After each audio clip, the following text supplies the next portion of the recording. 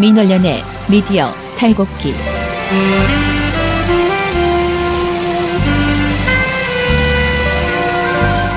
안녕하세요. 민원연의 미디어 탈곡기 58화 시작하겠습니다. 예, 오늘 왜 이렇게 박수가 점잖으십니까? 제 안타까운 마음이 듭니다. 네. 녹음실 공사가 계속 미뤄져가지고 저희가 또 유목민 생활을 하고 있어요. 예전에 사무실 리모델링 할 때처럼. 그러니까. 그런데 진짜 오늘 해서 다행이지. 왜냐면 오늘 내일 놓치면요 이제 장마가 와가지고 아예 엄청나게 늘어질 수 있었대요. 네. 그래서 그나마 다행이에요. 저기 소개해 주시죠. 소개. 네, 자기소개 안 했군요. 저는 민원연의 김원경 사무처장이고요. 미디어 탈곡기의 이장입니다. 네, 저는 부녀회장 배나은 활동가입니다. 네, 청년회장 이봉우 활동가입니다. 오늘 우리 주제는 뭐예요, 다들? 저는 TV조선의 여성 혐오라고 하기에는 좀 세고 여성에 대한 편견. 네. TV조선의 편견. 아주 고착화된 편견. 네. 신문은? 저는 판사 블랙리스트 관련해서 지금 계속 사건들이 일어나고 있잖아요. 네네. 그래서 요거 관련해서 좀 후속 보도를 얘기하려고요. 네. 저는 종편은 어제 좀 수습 국면에 지금 들어갔습니다. 종편 모니터 팀들이 일단 저희가 이제 어제 이수희 그 패널 그 대통령 시계가 장기 집권 플랜을 위한 것이라고 했던 이수희 변호사에 대해서 저희가 저번에 한번 얼핏 말씀을 드리고 이거를 그냥 그 종편 AS 보고서로 내기엔 너무 아깝다라는 생각이 들어서 이 건을 빼서 별도 보고서로 내기 위해서 좀 뒤져봤어요. 이 변호사가 평소에 또 다른 말은 뭘 했나. 최근 한 1, 2주일 것만 뒤졌는데도 꽤 그러니까 또 황당한 발언들이 더 있어서요. 이거를 이제 단건으로 보고서를 냈고요. 그리고 지금 하고 있는 거는 사실은 종편은 AS 그 시민 제보가 너무 많이 들어와서 시민 제보를 검토하는 작업을 하는데 아마 오늘까지 다 들어갈 것 같습니다. 그리고 그 국민의당 관련해서 그 문준용 씨 의혹 증거 조작 이거를 종편은 신문 방송과는 다르게 좀 늦게 저희가 모니터링이 한 이틀 차로 되거든요. 그래서 요거 모니터 보고서가 오늘 나올 예정이에요. 근데 얘기를 들어보니 다른 사람들은 그렇게 크게 문제 삼을 것이 없는데 김근식 또 그분이야? 본인이 예전에 그렇게 말했던 것을 전혀 아닌 양 유체이탈화법으로 왜 이렇게 이런 폭로를 했느냐라고 말하는 게 있어서 굉장히 우스꽝스러웠다는. 김근식 교수가 국민의당에 몸 담았던 분인가요? 그럼요. 선대위 그죠. 대변인이었어요. 그죠. 네네. 그때 그래서 그렇게 말한 거였거든요. 자신의 비판. 요새 네. 그 국민의당에 잠깐 몸 담았었으면서 잠깐 몸 담은 정도가 아니고 굉장히 주요한 역할을 해놓고 이제 와서 아닌 척하는 분들이 꽤 계세요. 네. 어제 청문회 보셨어요? 아니요, 안 봤어요. 어제 김상곤 후보자 네. 어떤 한 분이 현택수 교수님인가 그래요. 이분이 나와가지고 증인으로 나왔는데 아주 맹렬하게 그 논문 표절이라고 지금 대한민국 사회의 논문 표절에 대한 그거는 어떤 짤방 봤다. 예민함이 네. 너무 무뎌졌고 이걸 교육부가 막 지 맘대로 그 표절의 기준을 바꿔놔가지고 엉망이 됐다면서 엄청 신랄하게 비판을 하셨어요. 그래서 되게 무서운 분이다 생각했는데 갑자기 민주당 더불어민주당 김민기 의원. 자, 그럼 지금 여기 옆에 나오신 다른 세 분의 증인들과는 전혀 견해가 다른 거예요. 그죠? 견해가 이런 팩트를 얘기하는 겁니다. 예, 견해가 다른 거죠. 아닙니다. 이거 자, 가치 논쟁이 작년 아닙니다. 국회의원 선거 때 공천 받으셨어요? 아니요. 전략 공천 됐다가 나중에 취소됐죠? 네. 어느 정당입니까? 국민의당입니다. 그럼 정치인이네요. 아니죠. 자, 질의 마치겠습니다. 어디서요? 국민의당입니다. 이분 정치인이잖아요. 아무튼 별일이 다 네, 있습니다. 아무튼 네, 국민의당 선거에 총선에 국민의당으로 나왔었지만 그 이력을 숨기고 지금은 네네. 아니고. 그리고 네, 제가 기획자로서. 지금 또 하나 보고서를 쓰려고 털고 있는 저희가 이제 고민하고 있는 게 뭐냐면은 시민단체 또는 노무현 정부 관계자가 너무 많이 지금 그 뭐라 그러지 청와대에 들어가 있다라는 주제의 그 토론을 많이 하더라고요. 저는 도대체 그게 왜 문제가 되는지 모르겠어요. 그러니까 예. 종편에서.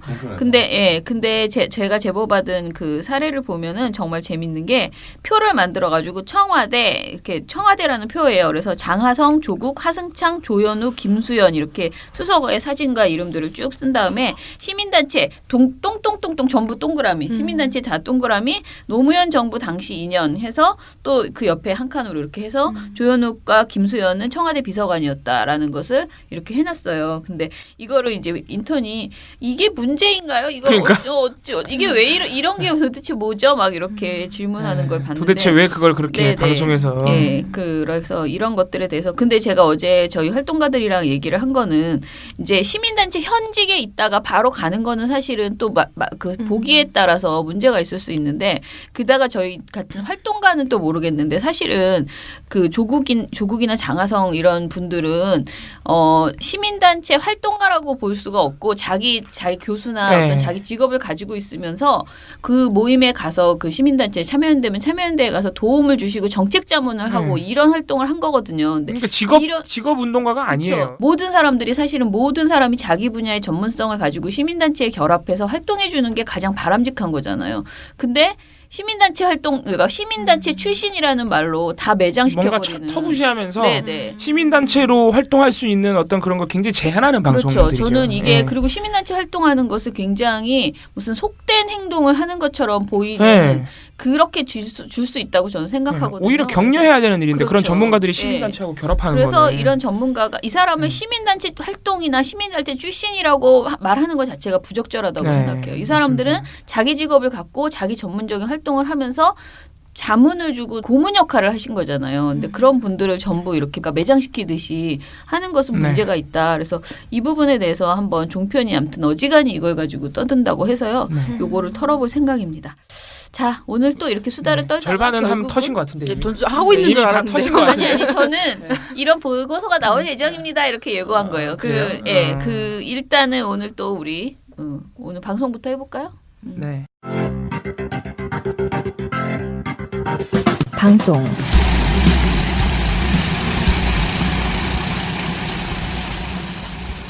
어제 제가 뉴스를 보다가 그러니까 그저께 28일 얼마나 재밌어하던지. 28일자 뉴스를 보다가 근데 저만 되게 재밌어하더라고요. 차장님도 별로 반응이 없으시고. 아니 재미는 네, 있어요. 들어보고 판단하겠습니다. 정말 웃긴 보도예요. 정말 이거는 TV조선이 그동안 많은 나쁜 보도들을 내잖아요. 네. 어떤 보도들은 사실 보면은 정치적인 어떤 악의가 의도가 들어가 있다고 보이는 보도들도 있죠, 사실은. 그런데 이 보도는 제가 볼 땐 TV조선이 무슨 악의를 가지고 썼다기보다는 그냥 얘네는 이런 애들이에요. 애들이라고 하면 좀 심하다. 이런 분들이에요. 그러니까 굉장히 전근대적인 여성관에 완전히 매몰돼 있는 전형적인 꼰대, 전형적인 남성 중심적인 아저씨. 네. 뭐라고 했길래? 네, 그냥 이런 분들이 이런 뉴스를 만드는 거예요. 점잖은 남자 어른. 네, 내가 보기에는 꼰대, 점잖다고 하면 안 돼요. 그럼 수많은 점잖은 분들이 모욕당해요. 알겠습니다. 들려주세요. 자, 말씀드릴게요. 지금 27일 날 통계청에서 2017년 통계로 보는 여성의 삶이라는 통계 자료를 냈어요. 이게 아주 방대한 자료입니다. 그래서 여성 관련 통계들인데 여기에는 여성들의 각 직업별 여성들의 진출 비율, 그리고 외무고시, 사법고시 등 각종 국가고시의 여성 진출 비율, 여성 합격 비율, 이런 것뿐만이 아니고 결혼과 출산에 대한 생각, 여성들의 생각, 그리고 비정규직에서의 여성의 비율, 비정규직에서 여성의 임금의 차이, 남녀 임금의 차이, 그리고 강력범죄에서 여성이 느끼는 위험의 비율, 강력범죄가 여성이 강력범죄를 당하는 비율, 남녀, 그러니까 굉장히 사회적 전반에 걸쳐서 여성이 어떤 처해 있는 상황 또는 인식을 통계로 낸 거예요. 그래서 상당히 저도 TV조선 덕분에 알게 됐지만 상당히 볼 게 많습니다. 한번 검색을 해보시면 특히 우리 여성분들 같은 경우, 물론 당연히 남성분들도 봐야 됩니다. 전 되게 재밌게 본 게 이게 생각보다 많이 언론에서 주목을 하는 건가 봐요. 방송사들은 보도를 안 했어요. TV조선밖에 보도를 안 했는데 뉴시스, 한국일보가 보도가 있던데 다 이렇게 신문, 특히 통신 뉴시스가 상당히 열심히 보도를 했더라고요. 그래요. 그래서 1, 2, 3, 4, 5 시리즈로 나눠가지고 그래서 상당히 볼만합니다. 근데 자, 이거를 방송사에서는 TV조선만 보도를 했는데 너무 웃기게 보도를 했어요. TV조선의 그러니까 한 건 앵커 칼럼으로 보도를 한 건데 TV조선의 주장을 제가 한마디로 요약을 해드릴게요. 통계청에 의하면 고급 일자리에 여성들이 상당히 많이 진출을 했는데 그것 때문에 여성들이 결혼과 출산을 안 하려고 하는 거다. 그러니까 통계청 자료를 보면 여성들이 고급 일자리에 진출하기 때문에 결혼과 출산을 안 하려는 것이다. 이거 이런 결론이 나옵니다. 이런 주장을 하고 있어요. 인과관계가 전혀. 네, 너무 웃겨. 제가 그런 결론을 도출하는 과정이 더 웃긴데. 그래서 자 먼저 보시면 윤정호 앵커가 처음에 딱 보면은 먼저 그 통계에서 외무고시 여성 합격자 비율부터 딱 말을 해줘요. 지난해 여성 합격자가 71%까지 올라갔습니다. 그러니까 남성은 29%밖에 합격을 안 한 거예요. 7대 3이죠. 남성이 절대적으로 적죠. 그래서 그걸 먼저 말해주면서 이게 너무 웃긴데 여성들이 이렇게 많이 합격하는 이유가 뭐냐면 이 외무고시에서 가장 중요한 과정이 필기 시험보다는 면접이래요. 왜냐하면 집단 토의 면접, 그리고 외국어 토론 면접, 그리고 임기응변 면접 뭐 이런 거를 하게 되는데 여기서 여성이 강점을 가질 수밖에 없다는 게 TV조선의 주장입니다. 그게 사실인가요? 네, 왜냐하면은 그냥 들어보세요. 왜 그러냐면 그런데 남자들은 자기 주장을 지나치게 내세우며 공격적인데 여자분들은 차분하게 대화를 이끌며 합의점을 찾아낸다고 합니다. 여기 이상한데요. 네. 남성 비하. 이건 남혐인데요. 아니 남혐? 그런 걸 떠나서 남혐 여혐 알겠습니다. 다 하고 있는데. 알겠습니다. 자 그런 걸 또 하나 있는데 돌발적으로 질문하는 직무 능력 면접에서도 여성의 위기 대응이 한 수위입니다. 침착하고 재치 있게 답합니다. 남혐이다, 남혐. 자 하나 더 있습니다. 외국어 토론도 일반적으로 언어 능력을 더 타고났다는 여성이 유리합니다. 외국어 능력을 남성보다 여성이 타고났다. 그게 왜? 네. 남혐. 자 이런 이유로 외무고시에서 여성이 70% 넘게 합격한다는 거예요. 그냥 더 노력을 많이 했나 보죠. 자 이거예요. 이게 납득이 가십니까 이런 주장? 과학적인 근거가 아무것도 없어요. 더 놀라운 사실을 말씀드릴게요. 지금 70%가 넘은 게 2016년 합격자 비율이거든요. 근데 불과 16년 전인 2000년도에는 여성의 합격자 비율이 20%밖에 안 됐어요. 그러면은 TV조선 주장에 의하면 16년 만에 여성들의 외국어 능력, 토론 능력이 갑자기 16년 만에 여성들이 어떤 종의 뭔가 종의 진화가 일어난 거죠. 네, 16년 만에 종의 진화가 일어나요. 네. 역시 다윈은 항상 옳지. 너무 웃기잖아요. 2000년도에는 여성들이 다 그런 거 엄청 못했던 거지. 막 토론도 못하고 외국어도 못해. 근데 16년 만에 갑자기 무슨 레볼루션, 정말 진화가 뿌듯함을 일어나지. 느낍니다. 그래서 TV조선은 진짜 이런 걸 보면서 일단 첫 번째 드는 생각은 보도를 대충 만드는 거예요. 정말 대충 만드는 거예요. 진짜. 얼마나 성의 없이 사실관계 확인 안 하고, 그러니까 다른 우리가 웃기는 보도들 많이 봤잖아요. 제가 이걸 보면서 깨달았어. 야, 그래, 얘네는 이런 식으로 보도 만드는 거야. 그냥 자기네 머릿속에 떠오르는 그냥 그 온갖 잡생각을 맞겠지 하고 보도에 쓰는 거예요, 그냥. 네, 그래서 일단 이런 보도 첫머리부터 이런 문제점이 발견이 되고요. 그 다음에 넘어가면 넘어가면은 그 외무고시 말고도 여성들이 고급 일자리에 상당히 많이 진출하고 있다 이런 거를 막 나열을 해요. 막 나열을 하는데 그 중에 보면은 어떤 것이 있냐면은 행시 여성 합격률은 41%, 사법시험은 37%, 구급 공무원은 58%입니다. 이젠 공무원의 45%, 약사는 64%, 의사도 25%, 넷 중에 한 명은 여성입니다. 하면서 고급 일자리에 여성들이 이렇게 많이 진출하고 있다. 좀 약간 적게 진출하고 자, 있는. 이해가 가세요? 이게 50% 네. 하나밖에 없는 거 같아요. 네, 전반적으로 보면은 전부 여성이 적어요. 근데 왜 TV조선이 이거를 고급 일자리에 이렇게 많은 여성들이 진출하고 있다고 이거를 예시로 나열했냐면 이게 과거보다 엄청나게 증가한 거예요. 그러니까 TV조선도 나쁘다는 말은 안 해요. 근데 이거를 과연 여성들이 고급 일자리에 막 진출하고 있다는 예시로 이거를 그렇게 부각할 필요가 있나? 왜냐하면 절대적인 양으로 보면 여전히 여성이 적은 거거든요. 그러니까 예시 자체가 틀린 거예요. 자, 이렇게 막 여성들이 고급 일자리에 진출하고 있다 그러면서 갑자기 그런데 줄어드는 수치가 하나 있다. 그런데 줄어든 수치가 하나 있습니다. 결혼을 해야 한다는 미혼 여성이 31%밖에 안 됩니다. 결혼을 해야 한다고 생각하는 미혼 여성이 31%밖에 안 된다. 되게 안타깝게. 네. 그리고 출산을 해야겠다는 여성도 되게 적다 그러면서 갑자기 이렇게 결혼과 출산을 생각하는 여성이 적은 이유가 여성의 고급 일자리 진출과 관계가 있다는 분석입니다. 야, 이거 그게 뭐랄까 따지지 마. 네. 그게 아니라 그 보고서에 혹시 정부가 발표한 네. 보고서 안에 그걸 유추할 수 있는 뭐 내용이 있었어요? 없어. 네. 그 자기의 생각이에요. 자기. 미안합니다. 그냥 칼럼은 원래 네. 생각이에요. 네. 아니 신문에도 칼럼을 쓰지만 기본적인 사실관계는 맞아야죠. 얘가 연결이 안 아니, 그러니까 왜 되잖아. 그런 거 네. 있잖아요. 정부가 보고서 내면서 요약하면서 인과관계를 이렇게 요약해 주는. 그러지 않았어요. 그거. 뉴시스나 다른 매체는 전혀 그런 걸 보도 내용에도 없어요. 그냥 TV조선이 여성의 고급 일자리, 뭐 판사, 뭐 약사, 공무원 이런 고급 일자리의 여성들의 진출이 늘어났다는 통계랑 결혼과 출산에 대해서 생각이 적다.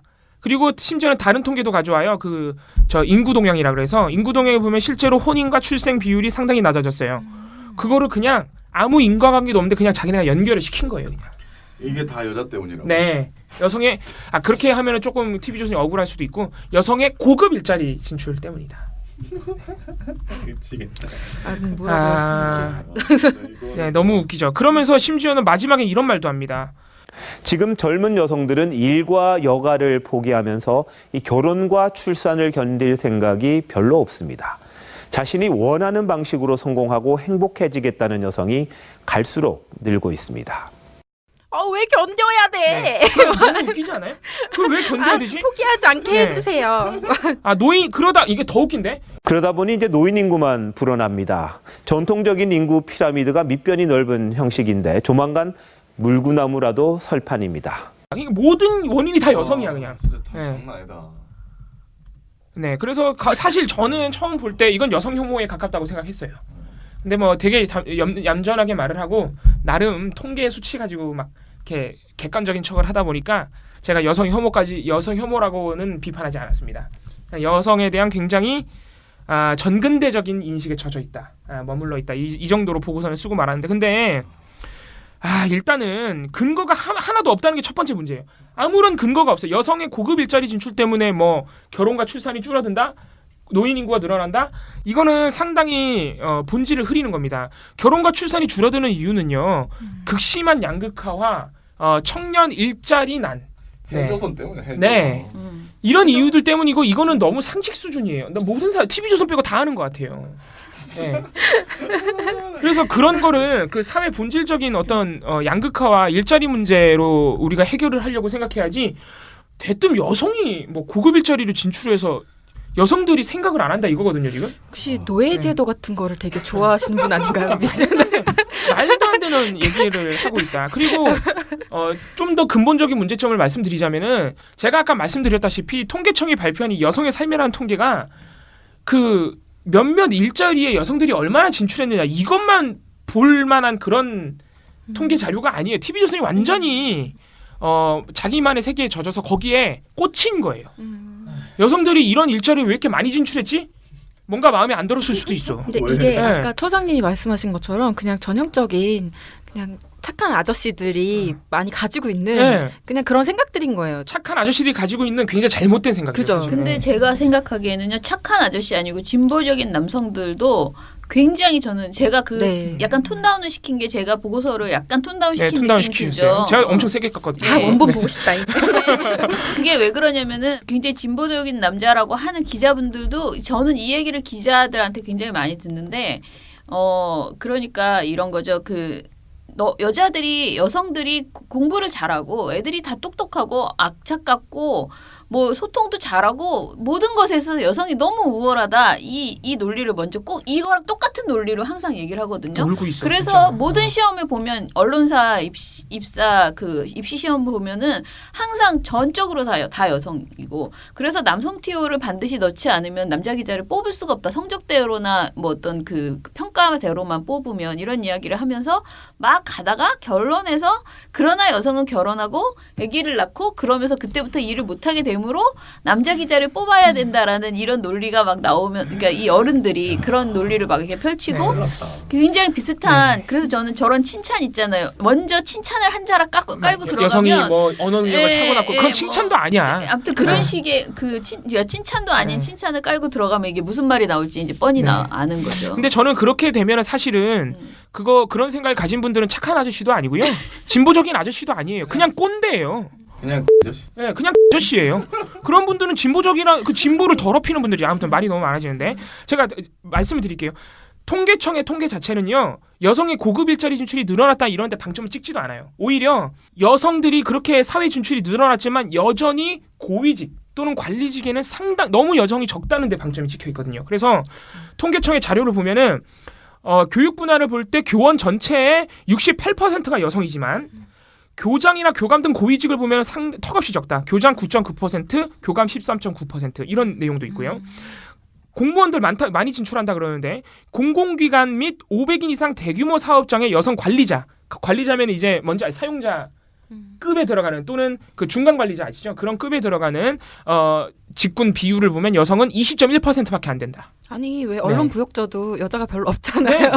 언론에도 네. 뭐 기자들 많이 뽑힌다 그러는데 고위직 보세요. 전부 남자예요. 고위직은 거의. 진짜 다 남자잖아요. 네.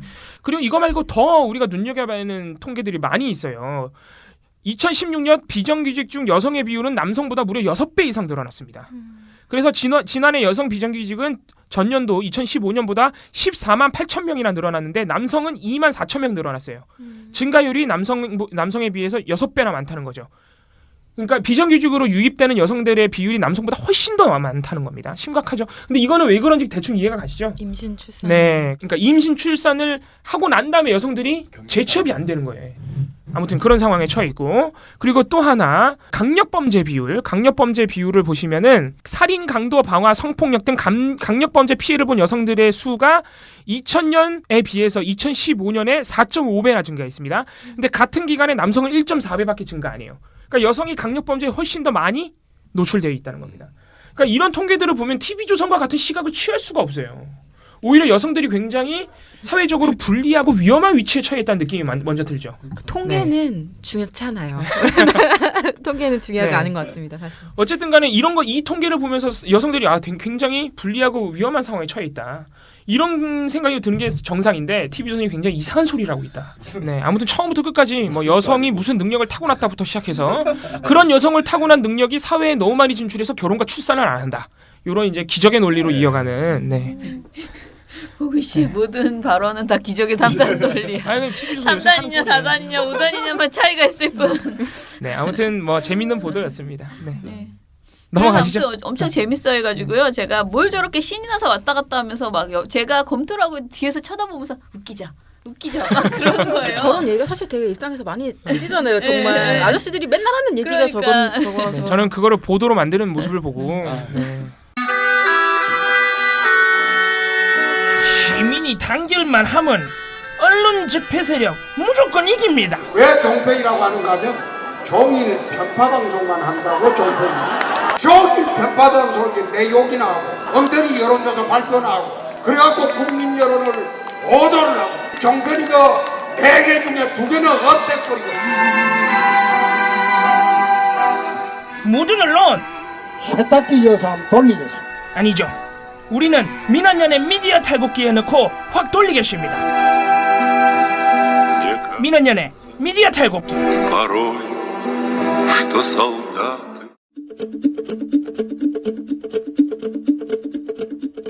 신문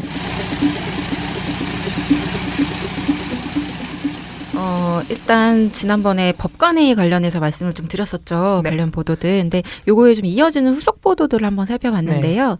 일단 27일 날 대법원 공직자윤리위원회가 법원 고위간부 사법행정권 남용 사태 관련한 심의 결과를 발표했습니다. 네. 근데 그 내용이 뭐냐면 그냥 핵심은 그런 것들이 좀 일어나긴 했는데 우리는 판사 블랙리스트 문제는 말 안 하겠다. 네, 맞아요. 요거였어요. 그래서 문제가 됐어요. 네. 그리고 나니까 바로 다음 날 28일 양승태 대법원장이 사법부 내부 통신망이랑 뭐 메일 같은 것들을 통해서 글을 올렸죠. 네, 윤리의 뭐 권고는 다 받아들일 수 있을 것 같아요. 법관회의도 상설화하겠다 뭐 이러면서. 그리고 뭐 법관에 말씀하신 것처럼 네. 상설화 하겠는데 블랙리스트, 판사 블랙리스트 관련해서는 추가 조사 요구 수용할 수 없다. 일선 판사들의 개혁 요구에 헌정사상 처음으로 판사들의 목소리를 반영할 상설 협의체를 인정하기로 했는데요. 판사 블랙리스트 추가 조사에는 난색을 표했습니다. 법관들의 핵심 요구사항이었던 사법부 블랙리스트 의혹 추가 조사 요구에는 난색을 표명했습니다. 사실 눈 가리고 아웅이에요. 라고 네. 했습니다. 근데 사실 이 판사와 그 전국 법관 회의가 법관 대표 회의가 열린 것 자체가 이거 추가 조사하자. 블랙리스트 때문인데. 실상 그것 때문에 촉발돼서 열린 네. 거거든요. 근데 그것만 다 싹 빼놓고서 마치 반은 들어줬다라는 네, 식으로 되게 언론 막 다 플레이를 해준 것처럼. 네, 네. 언론 플레이를 하고 있는데요. 지금 다른 매체들은 다 일단 좀 넘어가고 제가 가장 문제가 심각하다고 생각한 건 역시 조선일보였어요. 네. 근데 어떤 보도가 나왔냐면 그러니까 제목이 일단 양승태 대법원장의 전국 법관회의 상설화 수용을 조중동이 다 굉장히 높게 평가를 합니다. 관련 보도 제목에 블랙리스트라는 단어가 없어요. 야, 모든 이것과 그것만 관련 보도해준 그러니까 거야. 양 이틀간 그 보도에. 근데 대박. 더불어 한국일보도 마찬가지예요. 네. 반면에 그 경향신문 같은 경우는 4건 중에 3건에서 제목이 블랙리스트. 당연하죠. 그게 문제인데. 그게 상식이죠, 사실. 근데 그런 식으로 이렇게 요거를 좀 양승태 대법원장 발언을 띄우는 보도를 내기도 했고요. 또 하나 눈에 띄는 거는 윤리 조사 결과 발표나 이런 거에서 어쨌든 양승태 대법원장이나 입장 발표에 대해서 반발하는 판사들이 있을 거 아니에요. 일선 판사들이. 지금 저희도 이상한데? 라고 말한 것처럼. 근데 이 사람들을 약간 좀 과격한 사람들. 문제적인 사람들로 이렇게 몰아가는 듯한 보도를 내놓고 있어요. 또 좌파란 얘기는 안 합니까? 판사 노조. 네. 어떤 그런 얘기 할 것 같은데. 어떤 표현을 쓰냐면요. 제목이 세미나 축소하고 부당지시 행정법원처 간부 징계하라라는 28일자 보도인데요. 양 대법원장은 판사들이 조사 결과에 의문을 제기하자 윤리위에 진상조사의 조사에 대한 검증을 맡겼고 5월 중순에는 무거운 책임을 통감한다며 유감을 표명했다라고 하면서 양 대법원장은 마치 할 만큼 했다는 뉘앙스의 보도를 하고 바로 그 뒤에 그러나 판사 대표 100명으로 구성된 전국 법관 대표 회의는 회의를 열고 블랙리스트 의혹에 대한 조사들을 자신들이 직접 하겠다며 조사권을 달라고 양 대법원장이 요구했다. 이 회의가 일방적으로 진행됐고 일부 판사가 법원 내부 통신망에서 양 대법원장에게 양승택 씨 물러나세요 라며 원색적인 비난을 퍼부은 일로 법원의 내홍이 지속되고 있다. 자, 이 법원의 내용이 주범이죠. 내용이 주범이 네. 이런 어떤 농단을 저지른 사람들이나 이런 걸 제대로 조사하지 않으려고 하는 사람들이 아니라 문제 제기하는 사람들. 문제 제기하는 사람 양승태 씨라고 말했다고. 왜 씨라고 해 이런 거 갑자기. 바로 그거예요. 요거가 관련해서 굉장히 수상하잖아요, 일단. 그 바로 전날 어떤 칼럼이 나왔냐면 만물상 최원규 논설위원이 쓴 건데요. 그 제목이 양승태 씨. 느낌표. 아니 저런 거 보면 진짜 쟤네도 꼰대야 조선일보도. 맞아요. 엄청 꼰대야. 그걸 지금 봐서 대단하다. 꼰대죠, 꼰대. 근데 요 칼럼에서 좀 들어요. 내 말 좀. 자, 전국 법관 대표회 회의 이후 판사 전용 게시판에 인신공격성 글들이 쏟아졌다고 한다. 무슨 인신공격이야 또. 어느 고법 부장 판사는 회의 진행 방식에 문제를 제기했다가 비아냥대는 후배 판사들에게 글로 문매를 맞았다. 얼마나 헛소리를 했을까. 네, 급기야 양승태 대법원장 사퇴를 요구하며 양승태 씨라고 부른 글까지 올라왔다. 판사들이 그 익명의 그늘에 숨어 할 말 못할 말 다 한 것이다. 정도의 차이는 있지만 자기 마음에 들지 않는 판결을 한 판사를 향해 꼴통 새끼라고 욕설을 퍼붓는 네티즌들과 다를 바 없다. 여기서 꼴통 새끼에서 새 다음 X라고 돼 있습니다. 네. 네. 지금 조선일보는 판사 블랙리스트 이 사건보다 그냥 양승태 씨라는 이 발언이 더 충격적인 거예요. 네. 몇 살이야 이거. 네. 일부러 그런 걸 수도 있어요. 블랙리스트를 약간 그치. 그죠. 네. 그래서 말을 하는 문제 제기하는 사람들은 어쨌든 계속 나쁜 사람으로 이상한 애들로 몰아가려고 하는 것 같고요. 그 프레임이 아마 이제 좀 계속 이어지지 않을까 생각합니다. 저는 여기까지 하겠습니다. 뭘 저렇게 숨기려고? 네, 알겠습니다.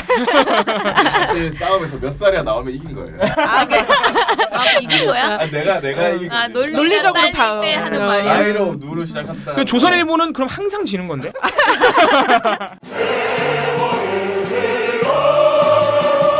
적폐청산 가운데 가장 중요한 분야 중에 하나가 저는 언론 적폐라고 생각합니다.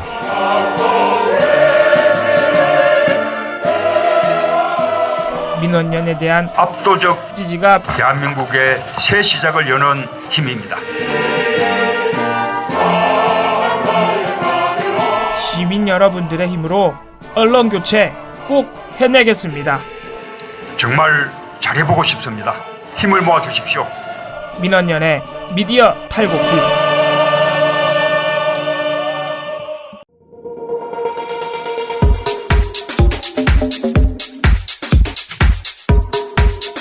종편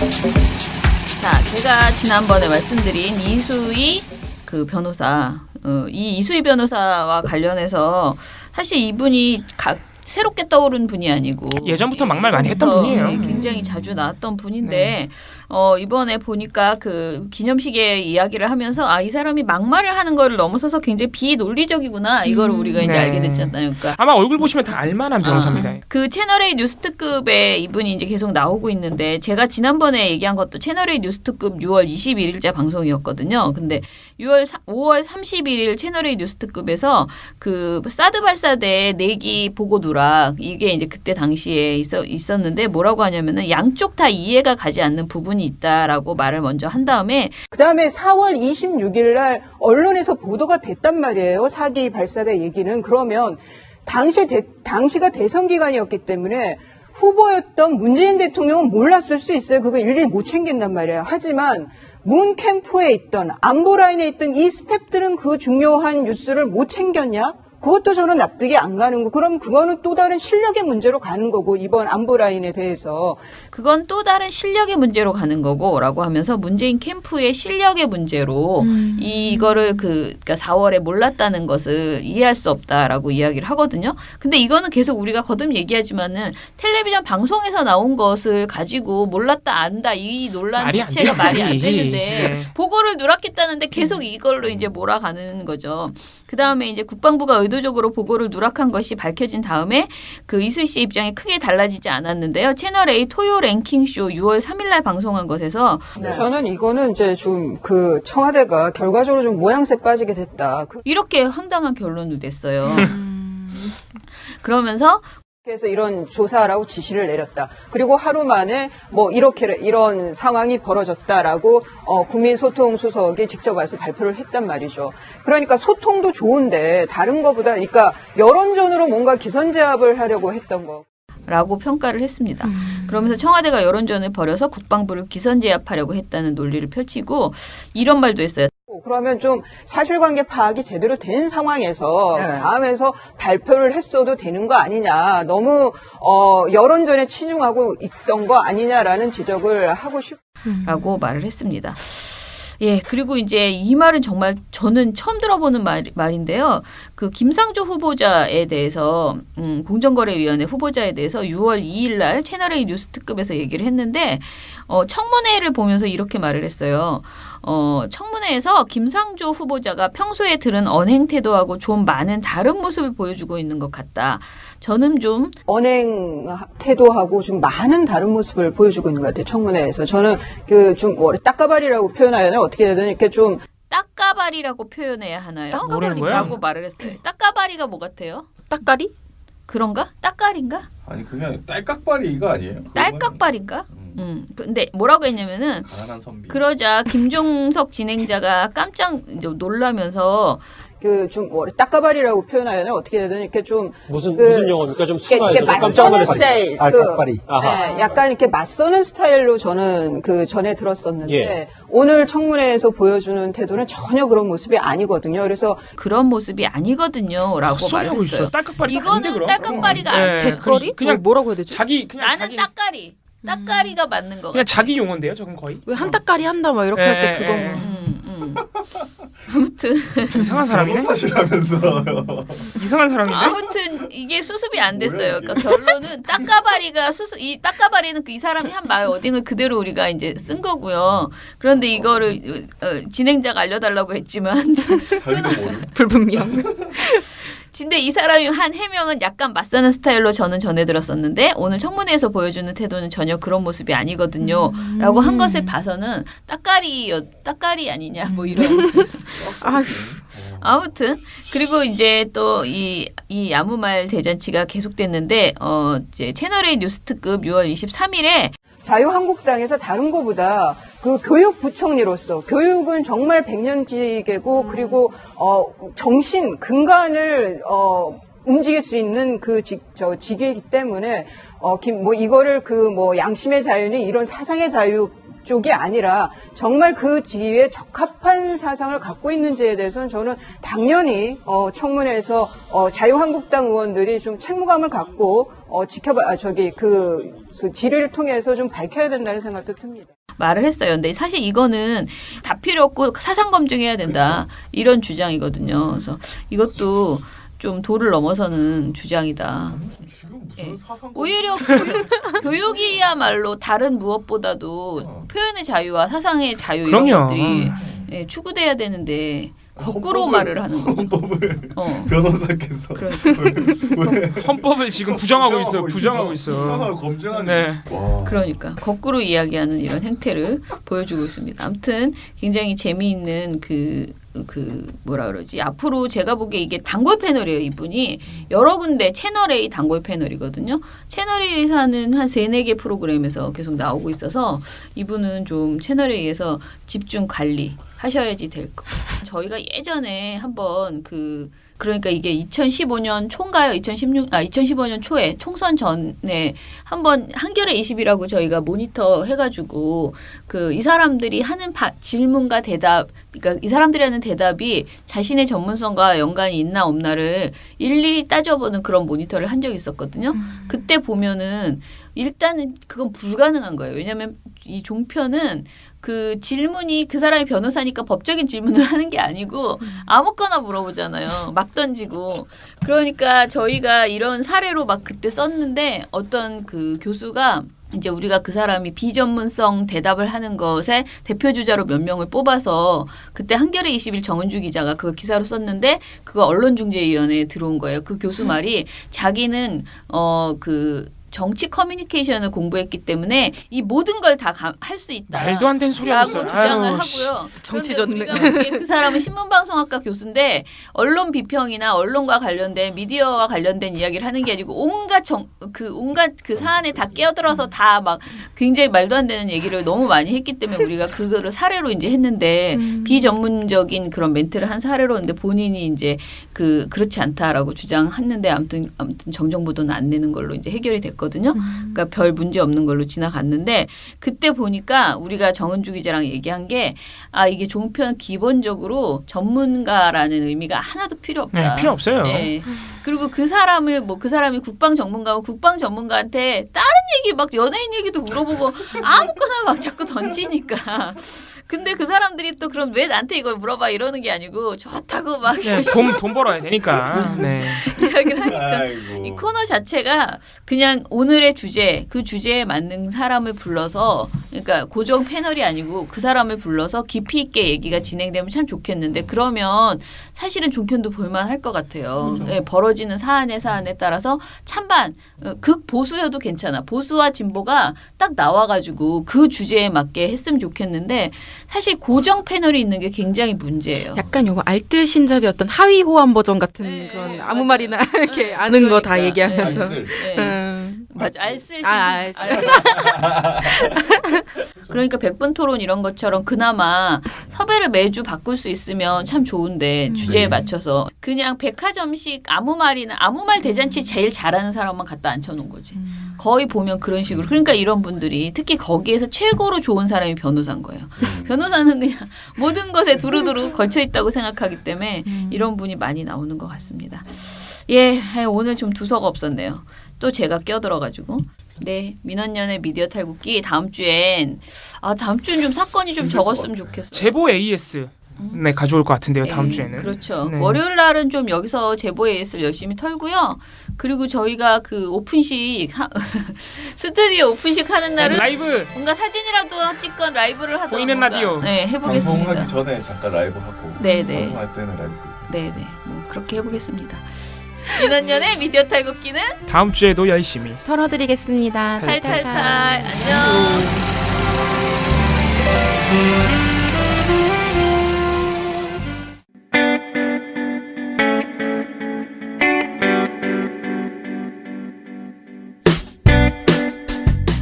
안녕하세요. 민원연의 이봉우 활동가입니다. 우리나라에서 언론의 문제는 민주주의의 문제입니다. 독재와 부패 기득권을 대변하는 언론들은 아직도 살아있습니다. 민주주의의 문제는 곧 우리 삶의 문제입니다. 사주의 입장을 반영한 권력의 욕심을 투영한 언론, 이들을 감시하려면 전문성과 꾸준함 그리고 투명함이 기초되어야 합니다. 민원연은 1984년부터 시민단체로서 언론을 감시해오고 있습니다. 민주언론 시민연합은 여러분의 소중한 후원으로 투명하게 운영됩니다. 민원연 후원으로 언론을 감시하고 견제하는 활동에 힘을 보태주세요. 민주언론 시민연합은 여러분의 소중한 후원으로 투명하게 운영됩니다. 회원 가입 및 후원 문의 전화번호는 서울 전화 02-392-0181입니다.